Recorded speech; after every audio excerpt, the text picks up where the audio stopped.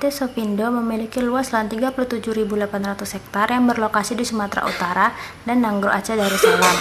Perkebunan karet seluas 10.510 hektar dan memiliki pabrik perkebunan serta pabrik pengolahan. Produksi perkebunan PT Sofindo baik kelapa sawit maupun karet diolah di pabrik sendiri yang dimilikinya yang berjumlah 14 pabrik, yaitu diantaranya 9 pabrik kelapa sawit yang mengolah tandan buah segar atau TBS menjadi CPO atau crude palm oil. Lalu, 1 pabrik refinery yang mengolah CPO menjadi RBD palm oil. Lalu, 1 pabrik minyak inti sawit yang mengolah inti sawit atau palm kernel menjadi minyak inti sawit atau crude palm kernel atau CPKO. Lalu ada 3 pabrik kram rubber serta CPO dan turunannya disimpan sementara sebelum diekspor di tang instalasi Belawan. Selanjutnya jenis kelapa sawit berdasarkan ketebalan cangkang. Yang pertama ada Dura. Cangkang tebalnya 2-5 mm dan 20%-50% terhadap buah. Daging buah tipis dan rendemen minyak rendah. Yang kedua ada Piscifera. Cangkang tipis, hampir tidak ada. Daging buah tebal sekitar 92-97% terhadap buah. Rendemen minyak tinggi, produktivitas rendah. Yang ketiga ada Tenera. Cangkangnya berukuran sedang 1-2,5 mm, daging buah tebal dan rendemen minyak tinggi, produktivitasnya tinggi. Selanjutnya tinjauan proses. Yang pertama ada stasiun penerimaan bahan baku. Yang pertama ialah pos satpam. Mobil pengangkut TBS harus melapor ke pos terlebih dahulu dan menunjukkan SPB atau surat pengiriman barang. Lalu di pos satpam ini dilakukan pencatatan nomor polisi atau BK, nama sopir, nomor SPB, kebun asal, jumlah neto, jam tiba, dan jam keluar lokasi pabrik sebagai pertinggal data bagi satpam bila ada kesalahan dan kesilapan di kemudian hari. Selanjutnya ada jembatan timbang.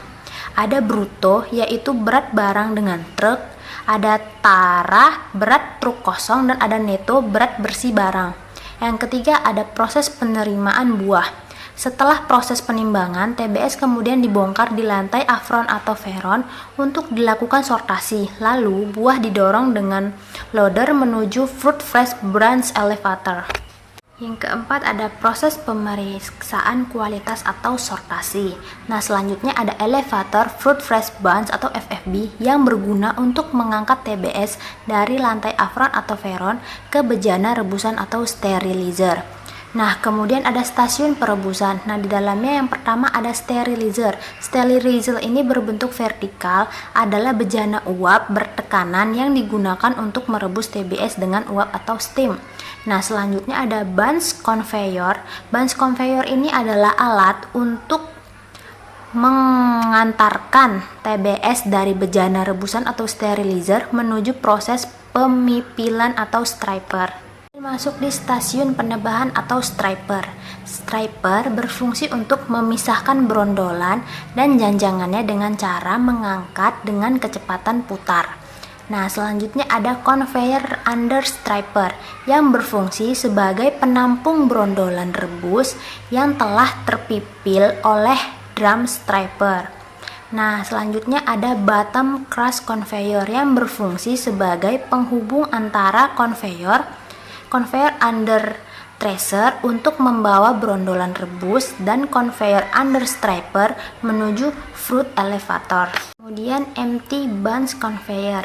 Tandan kosong yang telah terpipil akan terdorong keluar dari drum tracer dan akan masuk ke empty bunch conveyor yang tepat berada di bawah drum striper. Lalu tandan kosong akan dibawa ke empty bunch flower. Kemudian ada empty bunch flower. Empty bunch flower merupakan tempat untuk penampungan sementara sebelum dibawa dan dibagi ke lapangan. Tandan kosong dapat digunakan sebagai musla atau pupuk di kebun. Selanjutnya ada stasiun press. Yang pertama ada fruitless elevator. Alat ini berfungsi sebagai sarana pembawa brondolan rebus menuju cross conveyor to digester. Yang kedua ada cross conveyor to digester. Conveyor ini berfungsi sebagai penghubung antara digester dan fruit elevator. Kemudian ada digester. Nah, digester mempunyai poros pemutar yang dilengkapi dengan parang-parang pengaduk. Selanjutnya ada pengempaan atau screw press. Screw press ini berfungsi untuk memeras minyak dari mesocarp dengan cara dipres. Selanjutnya ada oil gutter. Oil gutter berfungsi untuk menampung minyak kasar dari hasil pengempaan di mesin pres sebagai alat untuk mengalirkan minyak kasar ke sentrep tank. Kemudian stasiun klarifikasi. Yang pertama ada sand trap tank. Sand trap tank berfungsi sebagai penangkapan pasir. Minyak kasar yang keluar dari pres dialirkan dengan oil gutter menuju sand trap tank. Selanjutnya ada free bathing AMCO. Free bathing AMCO berfungsi untuk menyaring massa padatan berupa ampas yang terikut minyak kasar atau crude oil dari serabut-serabut yang dapat mengganggu proses pemisahan minyak. Selanjutnya ada crude oil tank. Crude oil tank berfungsi sebagai penurunan kadar NOx pada minyak. Selanjutnya ada continuous tank. Continuous tank berfungsi untuk memisahkan minyak, slat, dan nose secara gravitasi berdasarkan perbedaan berat jenis. Kemudian ada oil tank. Oil tank ini berfungsi sebagai pengendapan minyak untuk memisahkan minyak dengan kotoran dan partikel sludge. Selanjutnya ada oil blower. Oil blower berfungsi untuk mengurangi kadar air dalam minyak. Kemudian ada oil transfer pump. Selanjutnya ada stock tank atau tangki timbun yang fungsinya untuk tempat penyimpanan sementara minyak produksi yang dihasilkan sebelum dikirim. Selanjutnya ada daily tank atau tangki transfer. Fungsinya adalah untuk tempat penyimpanan sementara minyak produksi dari stok tank sebelum ditransfer ke truk tangki. Masuk ke pengolahan sludge. Yang pertama ada sludge tank. Sludge tank berfungsi sebagai tempat menampung sludge sementara sebelum diolah di dekanter.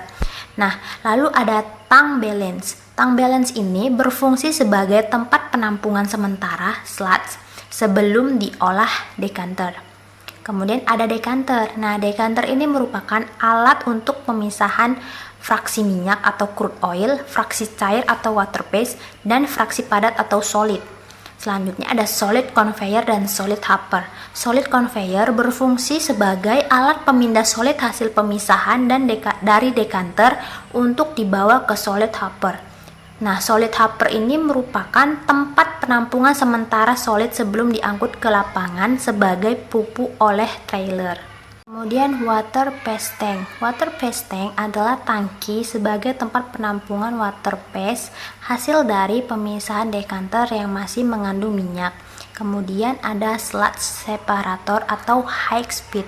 Water phase akan diumpankan untuk umpan sludge separator.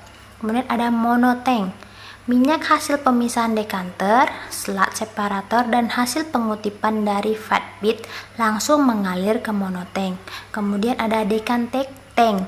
Decanted tank berfungsi sebagai tempat penampungan air kondensat rebusan yang akan digunakan sebagai air delusi pada stasiun pres.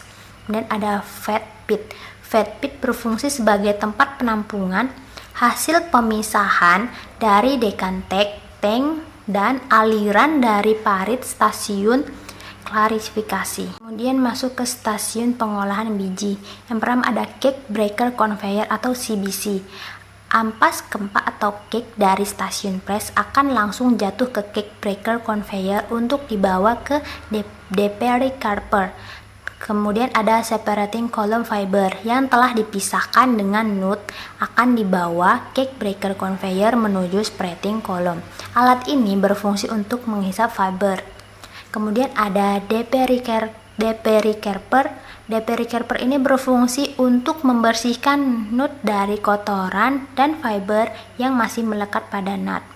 Kemudian ada wet nut. Elevator nut yang telah diproses di deperi carper akan jatuh menuju di bawah menuju wet nut elevator, dan wet nut elevator akan membawa nut menuju nut silo. Kemudian ada wet nut conveyor. Wet nut conveyor ini tepat berada di ujung wet nut elevator yang berfungsi sebagai penghubung antara nut silo nomor 1 dan nut silo nomor 2. Kemudian ada nut silo. Nut yang dibawa oleh wet nut conveyor ini membagi nut menuju nut silo nomor 1 dan nut nomor 2. Kemudian ada nut dry elevator. Nut dry elevator ini berfungsi untuk mengangkat nut yang telah dipanaskan di nut silo menuju nut grading drum.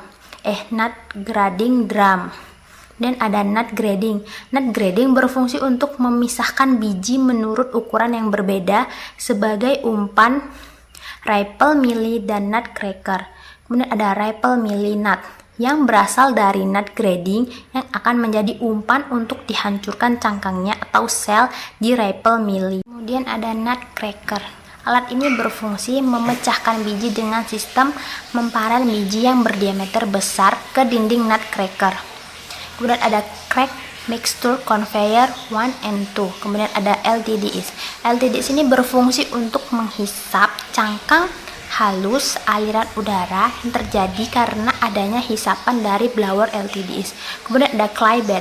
Clay bed adalah alat untuk mengutip kembali inti yang terikut dengan cangkang dengan sistem basah, yaitu dengan bantuan media lumpur dari tanah atau lempung tanah liat.